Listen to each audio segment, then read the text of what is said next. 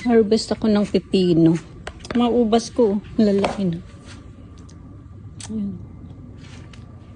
Ubas. Muscat muscat. Ayan.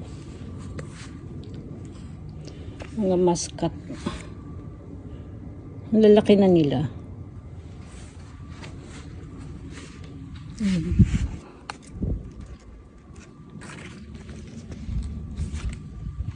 Sa taas ang daming bunga yan. Mag-harvest ako ng pipino. Kasi pangatlong harvest ko na yata ito eh. Ayan. Ang lalaki na nila. Oh. Marami pang patubo. Ayan. Magkakasunod sa isang ganito. Ayan. 1, 2, 3, 4. Kailangan ko natanggalin to para lumaki yun dito. Ayan. Kasi hindi to lalaki oh. Pag hindi ko tinanggal to. Ayan. Kailangan ko itong tanggalin. Ayan. Saka pangit pag sobrang laki na. Ayan ito. Pangatlong harvest ko na to eh.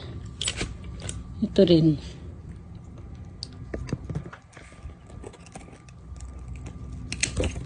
Ayan. Meron pa isa dito. Para lumaki naman yung iba. Ito, kasi ito, pag hindi ko tinanggal, hindi din to lalaki yan, katabi niya. Ay, nahirapan ako. Saan na ba? Ito. Laki na nga masyado. Oops. Ito. Ganda ng pipino ko. Oh.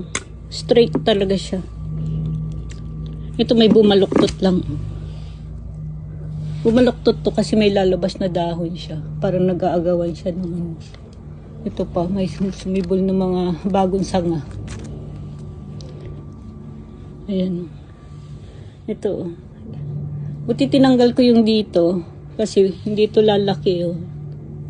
Para lumaki siya. Ito. 1, 2, 3. Magkakasunod silang 3 dyan.